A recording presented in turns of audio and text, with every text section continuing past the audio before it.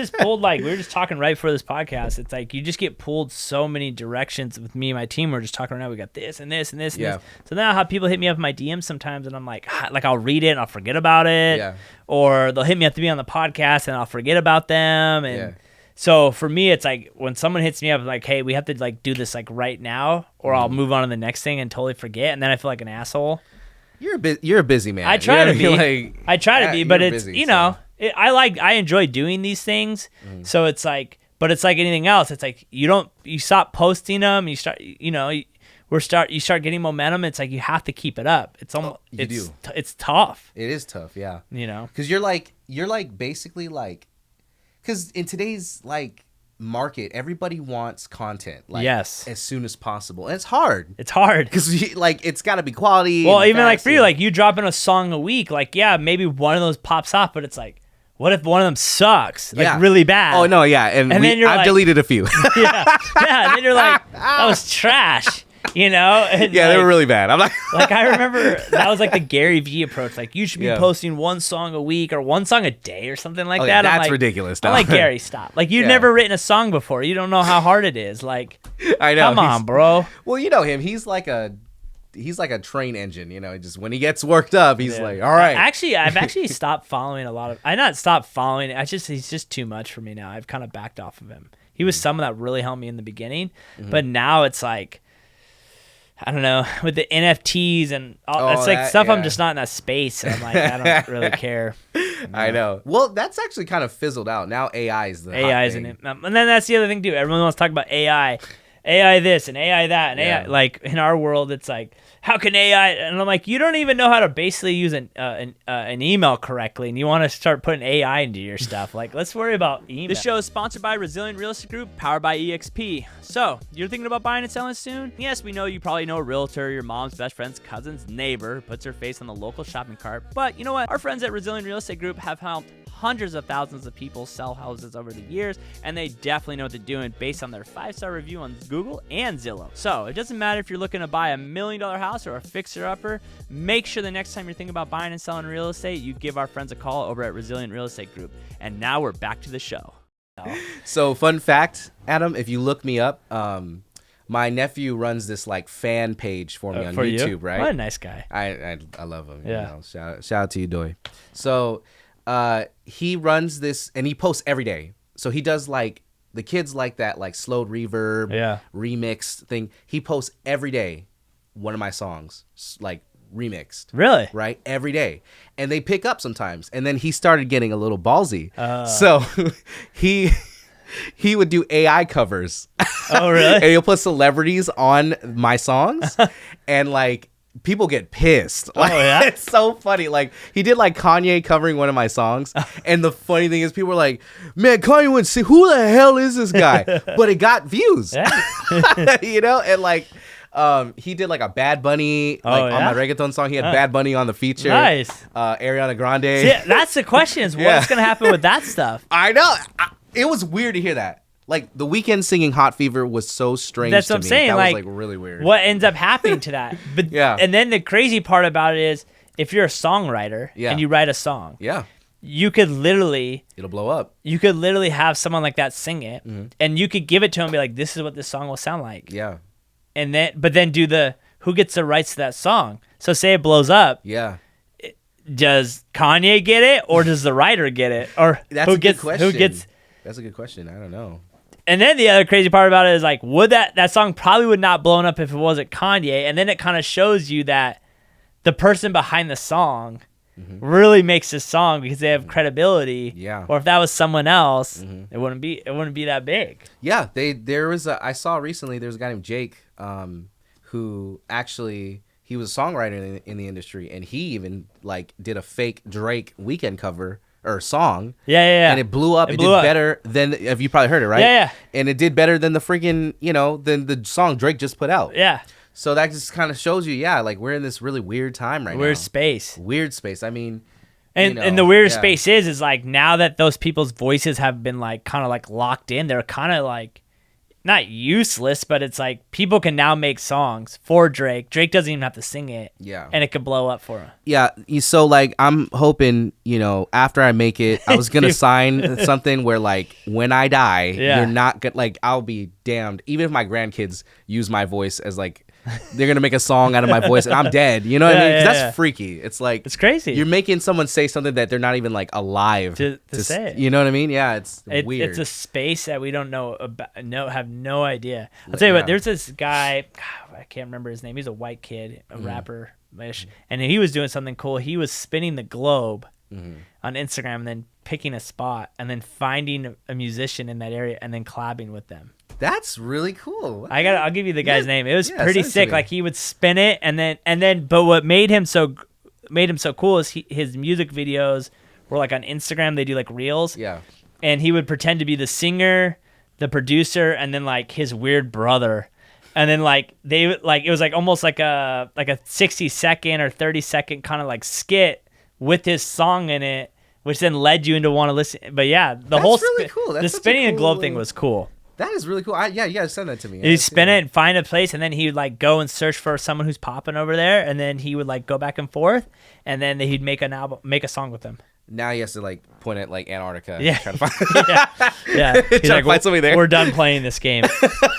But that's the hard part too for everyone's job now. It's like you have to be a great singer. Now you have to be entertaining. Yeah. Then it's almost you have to have your second stick. Like Chris Brown had dancing, Usher had dancing. They could dance and sing. It's so hard now. Now you have to be everything. Yeah, you're almost like we are literal YouTubers now because you have to like post content.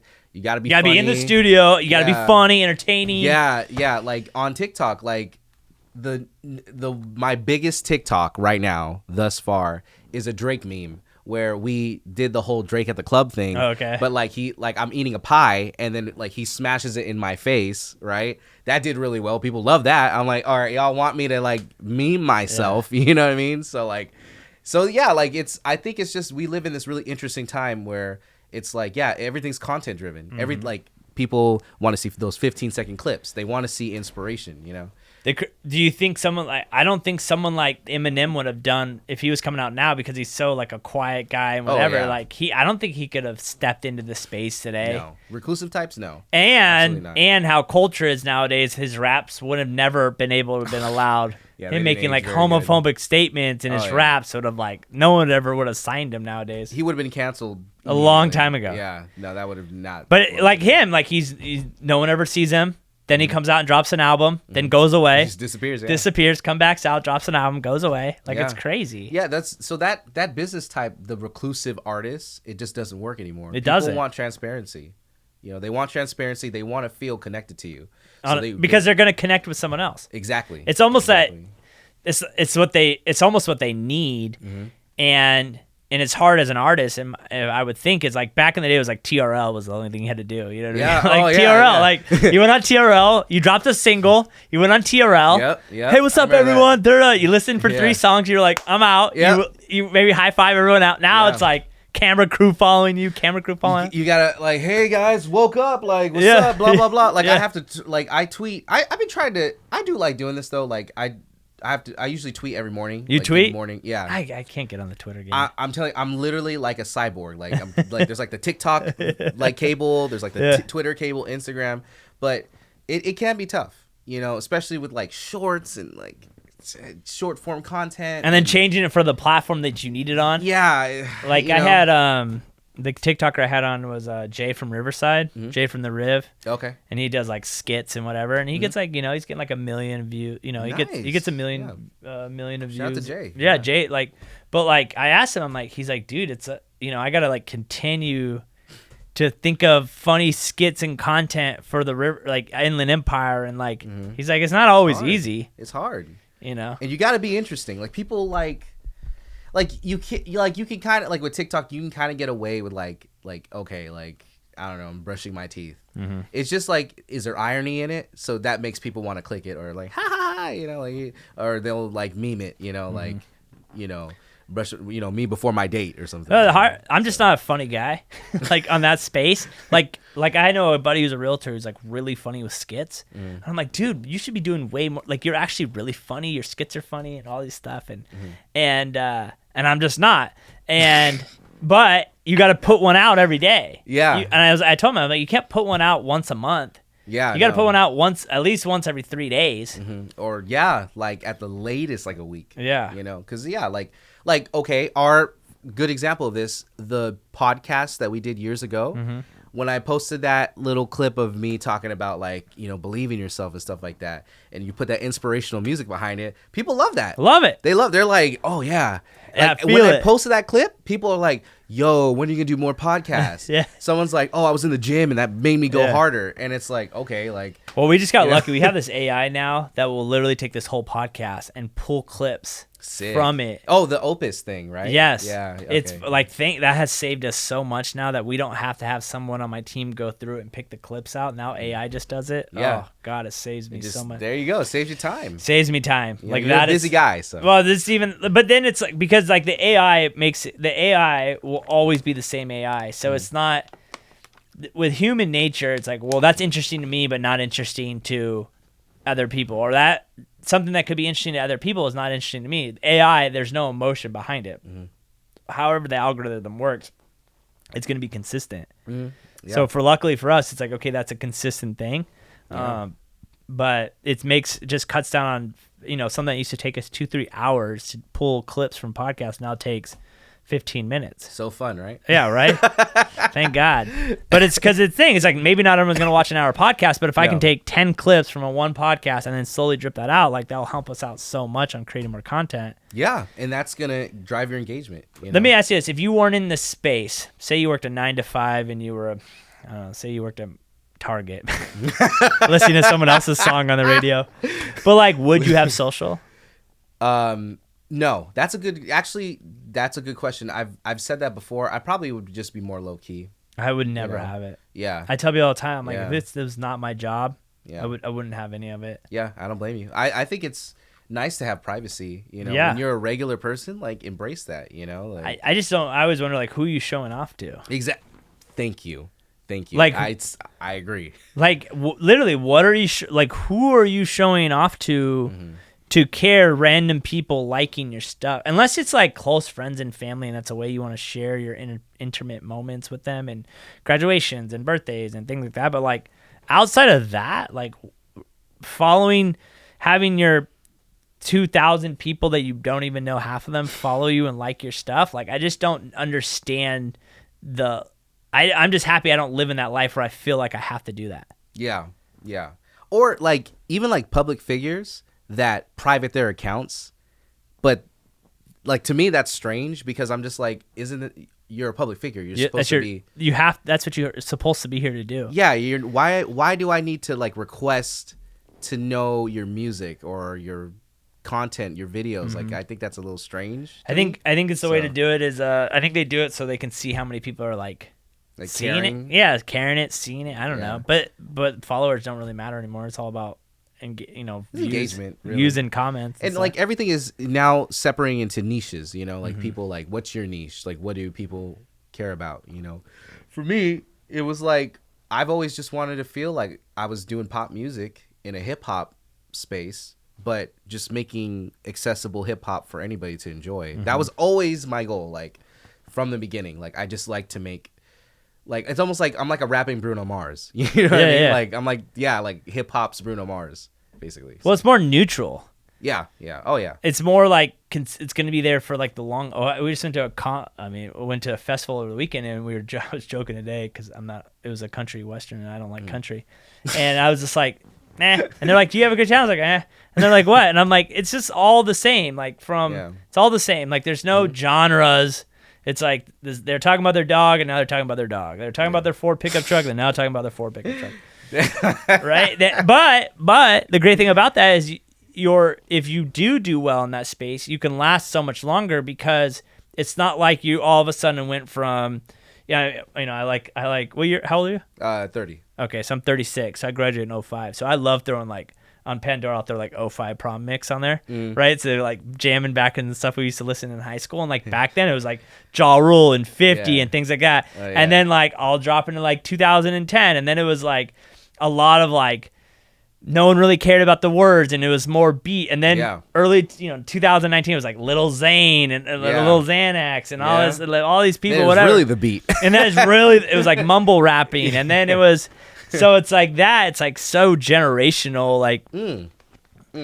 So that's the only thing. If you just stay more neutral, you're like. No one cares about those SoundCloud rappers anymore. Like they're gone. No, yeah, that was the clout era. So that was like wear as much jewelry as possible, look cool, do something ridiculous on social media. But that was the thing. Did that come from strictly just being entertaining on social? I think that's what it was. Like I don't like, and the music kind of like hung on for a little bit, but I don't know. I always think about music you can drive down the street and blare. Yeah, like what's music you can drive down the street and blast the music and like it sounds good and it's entertaining and you know the words and you can kind of you feel that connection to it. That's a good record. That's a good record. That's essentially what we've done with all these ELIJVH records. We like West Side Wild Freestyle. That's we're doing a video that's coming out actually really soon. And that encompasses that feeling of like we made that record with the intention that like I'm like in the passenger seat next to you. Yeah. Rapping on a hard beat. Sounds dope. There's like a booming outro with my drummer. He does this like it has trap drums, but then it goes into this like breakdown, and we have this girl who's singing soulfully at the end, and it just feels good, It feels good, and the lyrics were like real deep and stuff like that. And I was trying to get really vulnerable. It's just a great record, and we try to encompass that feeling where you're like, it just feels good. That's how I like. That's like probably how I see if an album's good for me. Yeah. Is if I'm driving somewhere and I can put all the windows down and turn it up. Yeah. What does that make me feel when I drive down the road? Yeah. Yeah. Oh yeah. Again, with like a lot of artists, I think they don't understand sometimes like what is your intent with your records, and for me specifically, I've always loved making records that feel like the late afternoon to like early evening, like stuff that like you can literally play and you can look out to the window and it mimics that feeling, right? Yeah. Or like driving down some lone road, which I love to do. I love to go in those empty areas, like in the desert, and you see the sunset. Like my stuff hits perfect. Right there, times. That's the spot. So for everybody listening to me, drive to the desert for sunset. Go down your local mountain area, and if it's not cloudy, just let that sunset hit. Play one of my records. Yeah. Perfect. How do you determine if a record's done or not? Is it just you? Because sometimes I always wonder that. Like when a crappy song comes out, I'm like, who the hell let that get through? Like one that's just so bad, you're like, who the hell got that through? Who said that was a good song? There's so many factors. Specifically for me, like it's intuition. Yeah. I feel like if it feels done, it's done. You shouldn't overthink it. I try not to. I used to be like that. It's every new artist does that, but like I try to just like if it feels right, it's like okay, this sounds good. Leave it alone. No more touching it. Yeah. Don't need to add stuff. Do you listen to it everywhere? Oh, all the time. Oh yeah. Yeah, like it gives me a headache now. That's the one thing I did learn when we were with. I was with someone writing a song. Some guy was like in the and he was like I have to listen to it in a car, and he listened to it on AirPods, and he listened to it out there. Like I need to hear how it sounds before I drop it. And he goes, if it sounds like crap in a car, the car test. Yeah. Or if it sounds crappy on headphones, on especially like AirPods, that's what most people have. If it sounds terrible on AirPod, it's not gonna do well. Yeah. And I'm like, really? They're like, yeah, you got to put it in the car. Yeah. You got to play it in a car. One. Yeah. And if it doesn't sound good in the car, just not gonna work. Yeah. Because they're just gonna turn it off. And I was like, I didn't even thought about that. He's right. Yeah. Because the car test is so vital because everybody listens to music in their car. So obviously all speakers are going to be different. I was fortunate enough to where my car, I made everything kind of like dull and flat so that I can hear the mix clearly to where I know like in somebody's other car, it's going to sound really good. So like with the mixing and mastering, it takes a lot of work. So I totally agree. It takes a lot of work to make sure your songs sound like consumable. Yeah. You know what I mean? Like people are going to want to listen to it. Because sometimes it is different. That's why I don't really like going to concerts. Yeah. Because concert music is just not. We were talking because they were like, "Oh, do you from the?" We were going back to that concert. I was like, "The problem, I don't know any of the words." So if I can't hear what they're saying, I don't know what the songs. But then We're doing this. I'm just like, okay, yeah, yeehaw, awesome, yeehaw, right? Yeehaw. Yeah. But if I know the words, my brain will tell me what they're saying, even if I can't hear. You know I can waste no time, cause I gotta keep it tight. I'm in my bag, got my eyes on the price. You know I can waste no time, cause I gotta keep it tight. I'm in my bag, got my eyes on the price. You know I can waste no time, cause I gotta keep it tight. Give me the bass, give me the beat. I'm in my bag, this round is on me. Give me the bass, give me the beat. I'm in my bag, this round is on me. Give me the bass, give me the beat. I'm in my bag, this round is on me. Give me the bass, give me the beat. I'm in my bag, this round is on me. Hear them. Yeah, no, I think like, so obviously like a good mix where you can hear the vocalist matters. It depends on the context too. At the club, nobody really cares that much. No. So like you have to, and that's actually from me being around people like my man BZ Beats. You know, he was the resident DJ at Worthington's in Riverside at one point, and we used to study people's reactions to songs when a song in the went club. drop. Yeah, because you know we're looking at tempo, we're looking at people's like how are they dancing to it, and so that actually helped develop my sound to where I was like, okay, like if I'm gonna do a pop Eli sound, I know what tempo works, what's gonna make people want to dance. But at the same time, like if I'm doing more personal songs, it doesn't really matter. Yeah, you know, but it really depends. Like, you know, Post Malone, he's like a perfect example of like making like high tempo, fast, but like emotional, vulnerable, you know. And so for me, I try to find a balance with it, you know, whether I'm rapping or singing or something, you know, like is it, you know, is the intent gonna try to make you connect to it? Do you feel a connection? Do you feel like you're like, you know, even if you don't even care what I'm saying, like if the beat's grabbing you, like, you know, yeah, it's just, and I feel like for me, production is like first and foremost. Production's the most important part. Yeah, because, you know, I feel like I prioritize good instrumentation, and then a clean mix, you know, and then obviously like I try to make as like I wrote this in my studio, like be heartfelt, like be as vulnerable as possible. So I always obviously do prioritize that, but mainly it's the production overall, because you can have like, you could be a great rapper, but the mix sucks and somebody's just not going to care to listen just because the mix is terrible. Yeah. You know, you can't hear the rapper or singer or whatever. Makes sense. So 2023, you got any shows coming up? What's your plan? What do you got? We got the album, the song drop in. So we have Crossroads, the EP, 6 songs. We're pretty much done with that. Just waiting on this feature, which actually we're going to do tomorrow. So Crossroads, July, I have a music video to my song West Side Wild Freestyle that I mentioned to you. Yeah. That's coming out in June. We have another music video we did, Beautiful Mess. Did you already shoot those? Where majority of Beautiful Mess is almost done. It's like, that's like 90% shot. We shot that in downtown Claremont. Got it. Then West Side Wild, yeah, we finished that, which is a really cool video, by the way. I have to say on behalf of my team, because so West Side Wild Freestyle is such a hip hop song, but what's cool about it is that we were like, let's do the opposite of what a rapper tries to portray in a video. So it's very wholesome. Got it. But not preachy. It's just such a cool, like, guy of his community.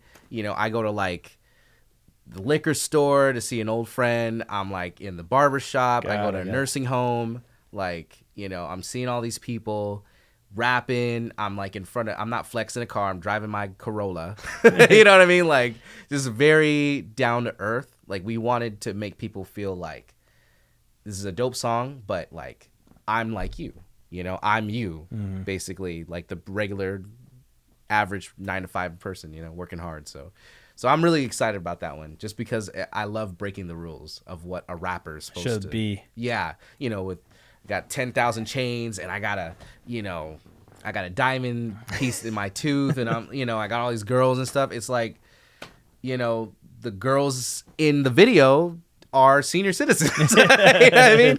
You know, shout out to them, by the way. Yeah. You know, all and yeah, so we have that. Actually, wait, I take that back. There is a young lady in that video. Shout out to Leslie. She is sweetheart, a good friend of mine. I have her in it too. But yeah, overall, I've just really tried to make myself the everyman's rapper. You know, I'm a regular guy.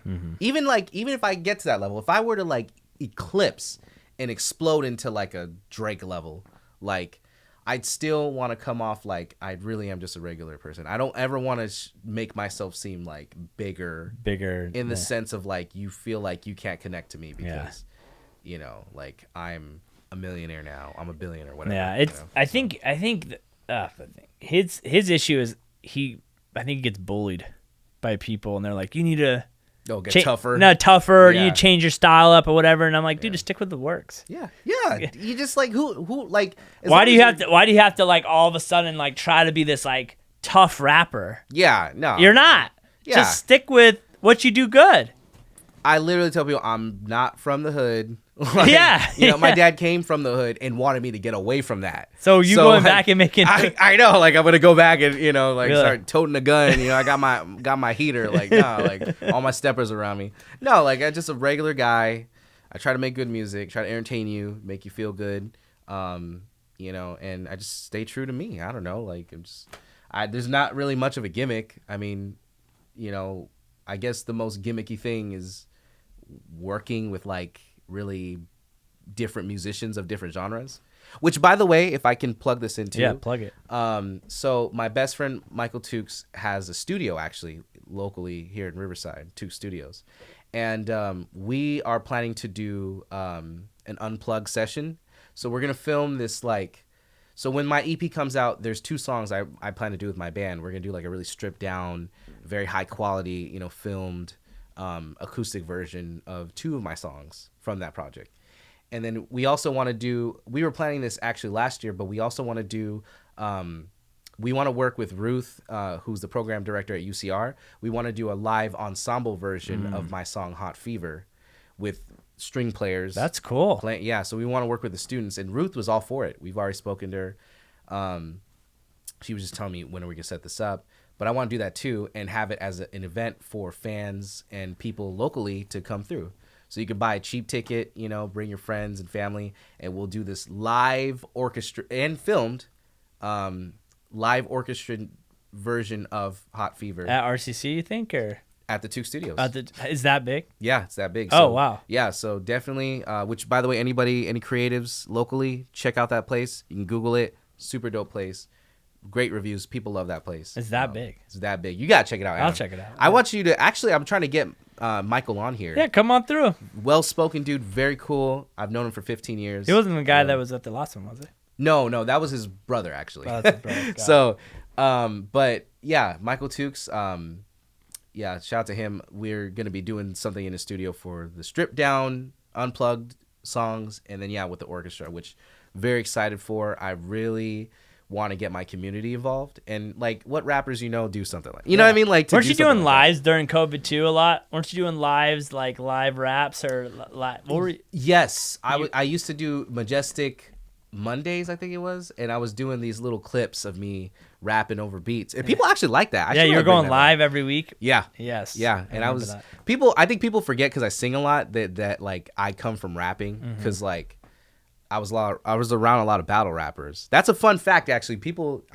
I never get to say this. So you came from battle rapping. Yeah, because my brother used to watch battle raps. Like he used to watch King of the Dot and stuff like that growing up. And I was a writer.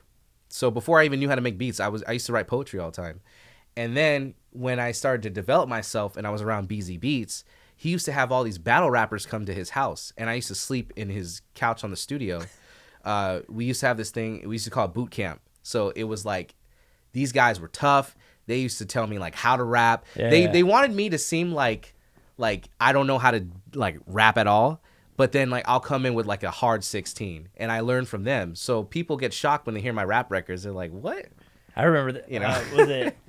They used to do rap battles on the radio. Yeah. Oh yeah. I used to hear those. Yeah. They used to rap. They used to at night. At night they used to do. But it was always so funny. Like it was supposed to be like off the top of their head, but you always knew it was always people always wrote stuff. I forgot. Did KGGI do that or no? Yeah. Rap battles at night. Dude, that was back in the day. Shit, and like you would get on there and people. It was like you'd call in.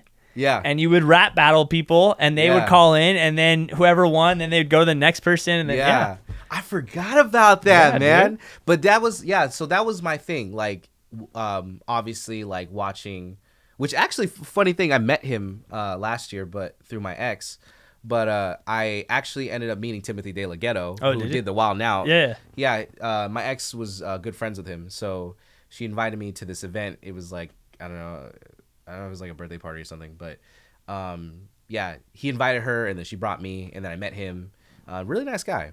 And yeah, I just, I've always been around battle rappers. My brother used to, if anybody knows him, they'd probably be shocked, but like he was really into hip hop like that. So like, I don't know. I think because I'm like 7 years, he's like a year older than you. Okay. So I think I remember him trying to get into rapping. I can't fully remember, but I know he loved hip hop. And so I've been around hip hop my whole life. So like I said, that's me. The singing stuff came from my mom, and when you're Filipino, you sing on the karaoke. For sure. They love it. They love that. So like I was really truly a hybrid. My dad with the hip hop and singing stuff too. He loved pop, and then my mom with like pure like OPM singing. We only sing, that's what we did. And I used to entertain my family all the time as an entertainer. For parties, they used to have me sing Michael Jackson songs. Just hop on the karaoke and just show everyone what's up. Yeah, I would just turn around to the crowd because I knew the lyrics. I'd sing Bee Gees and stuff, and yeah, but going into the rapping stuff, I just knew from a young age how to rap. I mean, I read a book on it when I was like 14. Like I really wanted to rap, and it took a long time, man. Even to develop this style, I do this like. It's like I try to do this like effortless, like it's so smooth that like it's like baby oil smooth flow. Like it's like so effortless. Yeah. Like it almost sounds like I'm not even rapping. Like I love that. Like I love to really seem like I'm not rapping until you really listen to what I'm saying. And then you're rapping. Yeah, because like and I know like there's some rappers who are good at that, like Drake or something, or like Jack Harlow. Yeah, Jack Harlow. Jack's really smooth. So you can imagine me and him, it's going to sound like a conversation between two guys if we collaborated. But I've developed that style from being around Beezy. Beezy really developed my everything. Like he was the pioneer in like me kind of like really becoming who I am now. So I really thank him for that, for basically like making me. That's the thing. You got to be around the right people. Yeah. Yeah. And that's how it led to me meeting Alan, the barber, Kid Cam, and that. He connected us, so shout out to that's the thing. You have to be around the right people to put you in the right place, and that's that people very underestimate that. Oh yeah, and really like that. It's like how hungry are you? Like how much do you want it? Like it's kind of like, I guess you could say. Would you say? Because I don't know that world very well, but with like real estate, right? Like you have to be motivated. You have to be like. You have to driven, right? You have to be super motivated, and it's really hard. And it's kind of like your space. Like you could be really good, and that doesn't mean you're gonna get the deal. Mm-hmm. Like I just lost a $1.7 million deal. That's $40,000. Yeah. And I'm better than the person they hired. And I was told I was getting it, and then at the last second didn't get it. Oh yeah. So it doesn't matter. It's like you have to work every day. Like what people see now is from like 5 years ago. Mm-hmm. Before I met you, like things that are paying off now were 5 years ago, and and now it's even harder because now you got to be a content creator. Yeah. Now you have to know the economy. Now you have to have all this stuff, and two, it's hard. One, I don't show super $1 million listings. So they don't pop off well on social media like if I was showing $20 million houses. And two, I'm not a chick. Mm-hmm. So it's like what's my stick? And my stick is like education and content. Like I'll show you. I might not be funny, I might not be whatever, but it's like when you come to me, I'll have an answer for you. Mm-hmm. But yeah, it's kind of the same thing. Like there's people that crush, and you're like, why? But like they have a niche, and that niche does really well or whatever. But people underestimate how much work goes into it, and that's why we have. 87% of people don't make it past their first year. Yeah. And the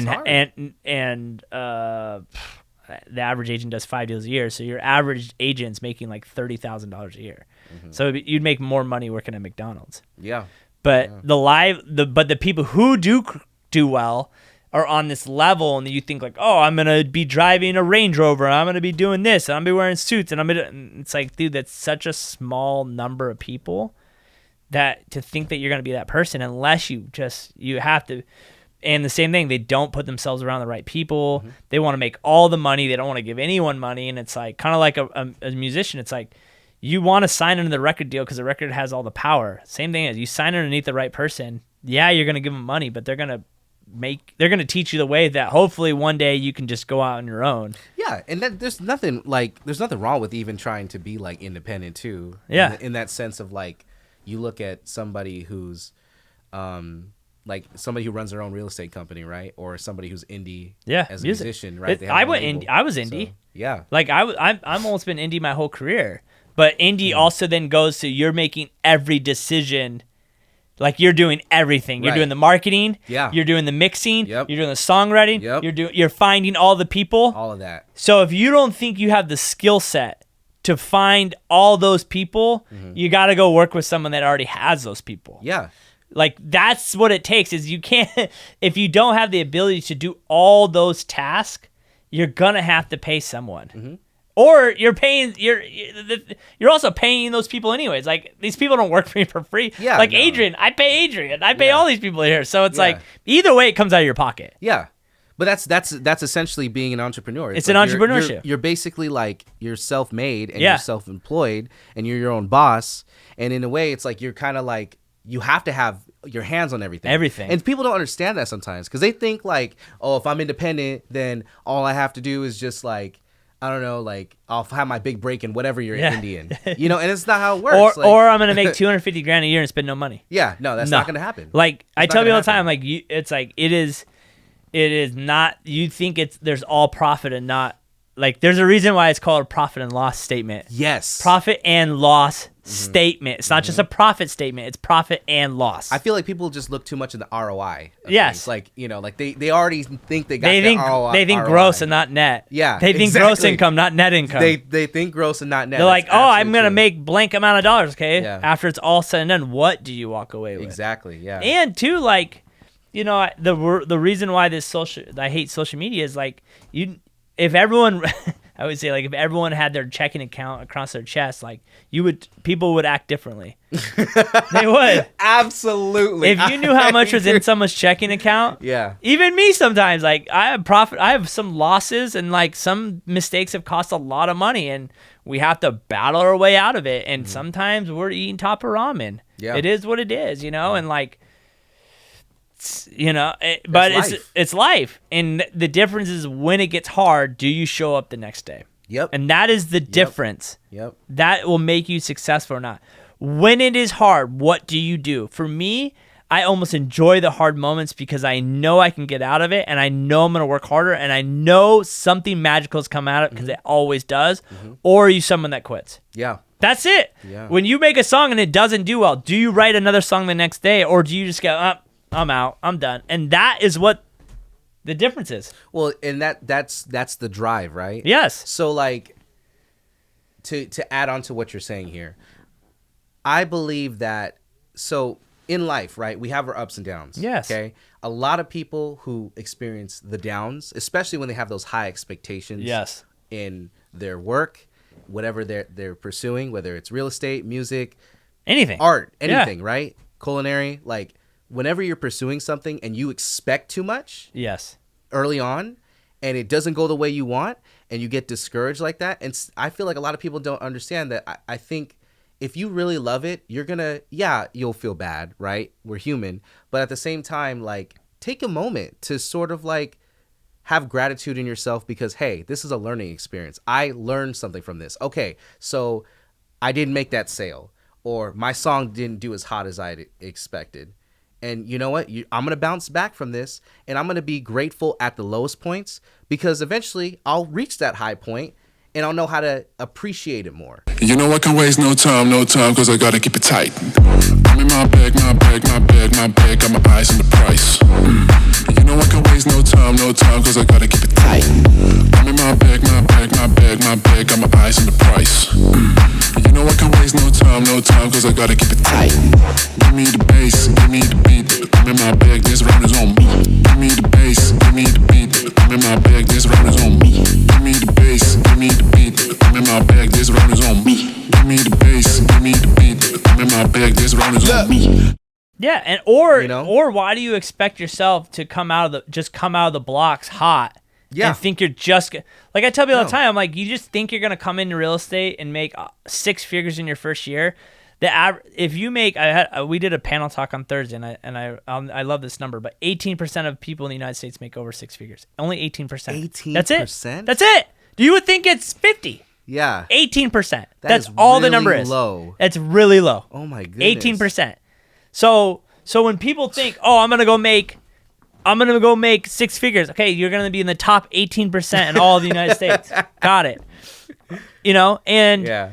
So even in my space, it was like, oh, I'm gonna make $1 million. Dude, do you realize how much $1 million is? It's a lot of money. That is a lot. That's sometimes I have to tell myself, do you want to work hard enough to make that $1 million?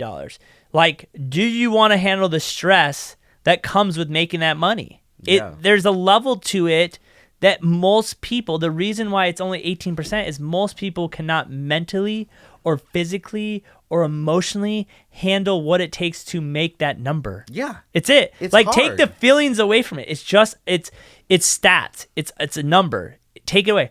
If it was so easy, wouldn't more people do it?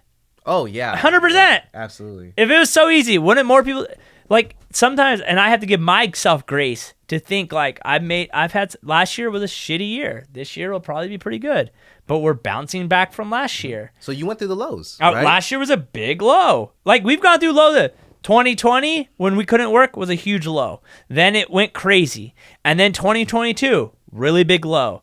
And so now we're, like, slowly coming out of it. So it's like, yeah, I actually had on podcast before, like, my employees don't feel the market changing. They don't feel if a deal falls apart. They don't feel those things because their check is always the same. I'm the one that feels it. Yeah. I'm the one that, we were expecting $50,000 this month. Only $20,000 came in. Okay, so we have enough to pay the bills, but I have no extra money. So I literally just worked that whole month for free. And people don't think that way, but they see like, oh, you made $100,000 a month. Great, but I didn't make anything last month. Yeah. And I got to pay taxes on this money. Exactly. And I got to do this and I got that. So it's just sometimes I have to check myself that. Mm-hmm. Do I have what it takes to make $1 million a year? Mm-hmm. Maybe not. Like, I think that's also something sad. Like, we were doing housing. Not everyone's meant to live in California. Yeah. Not everyone's meant to live in a $700,000 house. Not everyone's meant to live in $1 million house. I'm sorry. Mm-hmm. Like, not everyone, like, we got to figure this out and we got to make it affordable. Not everyone wants to put the work in to make that. I didn't come from a rich background. My parents aren't rich. I worked my ass off to get to this point at 28 years old. Like, I didn't go to college. I started later on in life, but I work every freaking day. That's what I tell my agents. If me and you are competing, that's what people don't, this is what else people, you're competing against anyone writing a song. Mm-hmm. I'm competing anyone that sells houses.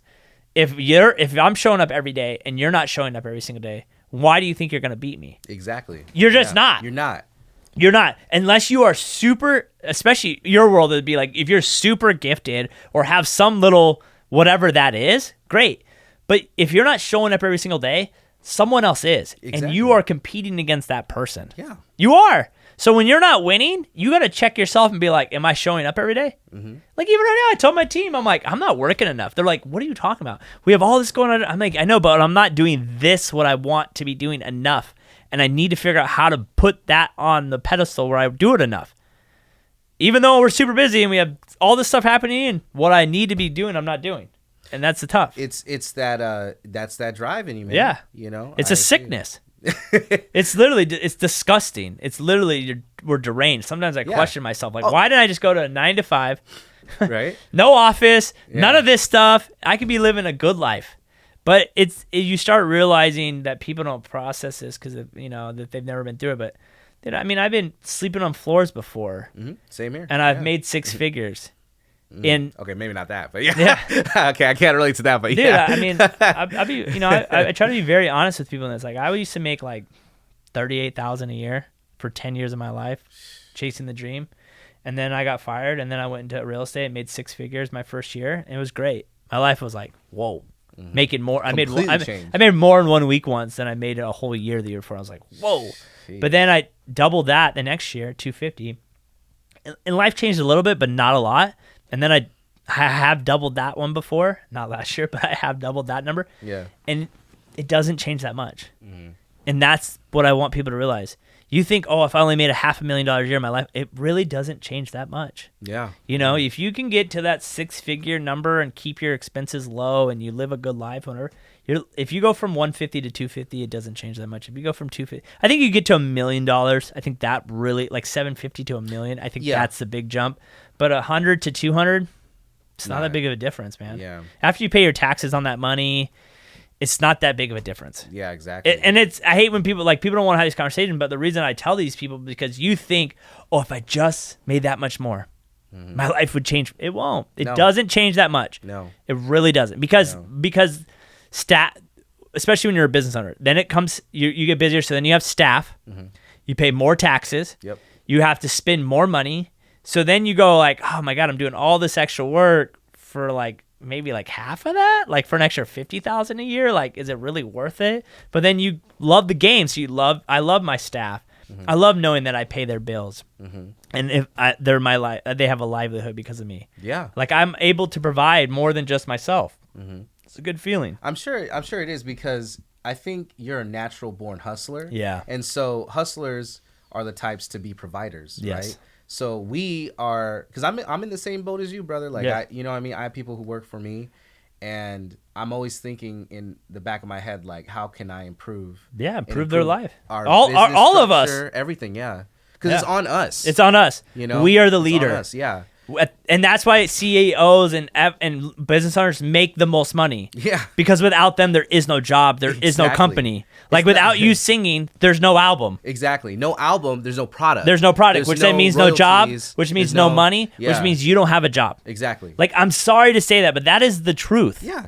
Because we're the figureheads, and it's like, people think the CEOs just twiddle their thumbs to make $1 million a year. Like, no, that's not how it works. No. Like, it's a lot of work. Yeah. It's a lot of work. The difference is... a lot of taxes. Yeah, a lot of taxes. The difference is, like, people will do the busy work. Yeah. And they think they're working more, but it's the decision-making that affect the company way more. Absolutely. Than someone just running around. It's the truth. So. Well, that's why, like, you really have to have that... When you have your own business, you really have to have that mentality that you love what you're doing enough to want to have that drive to keep going. Because if you stop it, it's all gone. It's all gone. It's all gone. So it's on you. That's why people who are in our fields that do what we do on a daily basis, we are crazy. We are crazy. Because you have to be, and you have to be like really obsessed, like borderline psychotic to have that like will to keep going every single day. Because they think it's so easy, but it's not. No, it's not. It's super not. hard. It's so hard. It's super and hard. I always say that if it was so easy, you're stressed out, everyone would do it. Exactly. But everybody thinks they could do it. Yes. Like, that's why I'm not a big fan, like, for anybody who, like, wants to impress me, whether it's, like, a woman I'm dating or, like, a friend or something, if you want to impress me, instead of telling me, like, oh, I'm going to do this, blah, blah, blah, blah, show me that you're really going to do it. Me. Like, show it without even having to say it. Don't even tell me. Show it. Yeah. Just show it. Yeah. And if I see it, because I respect hustlers. Yeah. Like you. Yeah, you. My friend Tony Zapardo, he's another hustler. Like, I respect the hustlers. My dad's a hustler. Like I respect people who work their asses off. Yeah. And they have aspirations to go big in whatever they pursue. And I feel like a lot of people love to talk it. They just think they're going to do it. But if you don't put the actions in, you don't want to sacrifice. You don't want to, like, because I already know the day I blow up, like really blow up, people are going to think I came out of nowhere. 100%. Like I just woke up one day, decided to rap, and just came out with one album. Yeah, one album, and I was done. Like, all the freaking money, work. That's the problem. It's all the money you spend on stuff that goes nowhere. Bingo. Like, yes. I spent how much on that, and we got nothing out of it? Yep. Holy crap. Like, I have bought so much stuff in this office that I've got. I bought this TV on the wall. We've never used it. Like, what? I mean, like, that's $1,000. Why do we even have it? It's never been used. You know what? But in that moment in time, I'm like, this is a great idea. Like, people go, I want a podcast. Cool. Yeah. And I always offer to say, if you want to start a podcast, I'll let you use my podcast room for free so you can see if you actually want to do it. And they're like, no, I'm like, okay, listen. If you go out and buy all this stuff, it's over $5,000. Oh, yeah. Do you have the $5,000? Yeah. Well, no. Okay, why don't you test the water out first? Because I've done what you've done. I went out and bought stuff, I bought the cheap stuff. It didn't work out right. And then I had to go buy the more expensive stuff. Exactly. And then that stuff just sits there. You don't get revalue off that stuff. You give it away. Yeah. I've given more crap away that I bought that I just had to go get better because it's an addiction. Okay, how do we make this better? Okay, all right, how do we make the mics better? Okay, the cameras are better. Okay, how do we make the stage better? How do we make the lighting better? How do we? It's like you can't just like stay. Oh yeah, but that's your drive. It's man. the drive. I feel like you probably have read that the Napoleon Hill, right? Yeah, like of you've course. read. Yeah, obviously. I've read a lot of so books. like Think and Go Rich. Yeah. Like I honestly feel like we are kind of in the same boat as like Henry Ford and 100%. We're pretty much like the same thing. We're like really obsessed with our work, our business. In your case, right? Yeah, it's and like it never turns off. Yeah, me, Spirits of Tomorrow, my company. It never turns off. It never turns off. It's you lay in bed. Yeah, there's a lot of. I mean, our employees aren't gonna be thinking they don't go. like us. Yeah, I I remember one time we lost like 3 deals in 1 week, like a year ago, maybe 2 years ago, and I was like freaking the fuck out. Yeah. And I remember it was like 3:30 in the morning. I lived like 3 blocks from here at the time, and I couldn't sleep, so I got up, walked down here, and worked from 3:30 to like 8:30. Adrian came in. He's like, "What are you doing?" I'm like in my PJs, and I'm like, "I couldn't sleep, so I'm here." Oh yeah. And he's like, "Really?" And I'm like, "I'm gonna go back and like shower. Maybe I'll nap and I'll come back." He's like, "All right." But like, I couldn't sleep because I was like, "We just lost $30,000. Like, crap. I gotta go figure out that money. Oh like, yeah. What are we gonna do?" Oh yeah. And that's the thing is that we will lose a lot of sleep, but I'm also like, my girl hates me because I'm like, she always is like, "Oh, you need to be more graceful or whatever." But I'm like, no. Yes, God, I know it's you. You've done all this for me, but she gets mad at me about that. She's like, "You don't give God enough credit." I'm like, "I got it. He knows. I give him credit." Yeah. But it's a lot of work, and I'm excited, dude. I'm excited when it gets hard. Because when it gets hard, like right now, real estate's been very hard for the last 18 months. There's a gratefulness, right? Well, people are gonna leave. Yeah. And the tough are gonna make it. Exactly. And I'm not gonna lose. We're not gonna lose. We're gonna fight. Yeah. And we're gonna show up tomorrow, and we're gonna keep fighting. Time. And we're gonna show up tomorrow. So, anyways, I gotta go pick up kids. Actually, I gotta take them to baseball. Oh, okay, for sure. What's the best way that people get a hold of you, man? So you guys can Google me. I'm everywhere, all social media platforms. It's just ELIJVH. I'm on Spotify, Apple Music. On TikTok, I'm Elijah ELIJVH official. But like I said, you can Google me. I'm everywhere. Reach out. I'm always willing to talk to a new face. We got a new album dropping. June? July. Music videos June. Yes, and then another album in December. I'm spoiling you guys. 2 in 1 year, and then are you gonna drop when that event? You're gonna do that live event with there's 2 songs? Not necessarily. I'm trying to do that in between both projects. Got it. So to keep momentum. So it's gonna be in this September. Yes, but I'm just really excited to just have all this content out. I'm spoiling my fans, Yeah, boy. I love it. Hey guys, go follow him. Appreciate it, man. Yes. 5 years. 5 years. You know what's cool? You're still around. I'm still around. Yeah, exactly. That must mean something. Exactly. Must mean something. So we'll do another one of these sooner though. Oh yeah, for sure. We'll keep doing these. For sure. Yeah. You should start your own podcast. I thought about that. Did I don't you? know. Yeah. You know what? It was in the back of my mind for sure. Yeah. It's easy to. It's because what's great about it. It's consistent content. Yes. And it's just you chatting, so it's not like it's. Wait till you talk to my best friend Michael. I said he should because they did start one.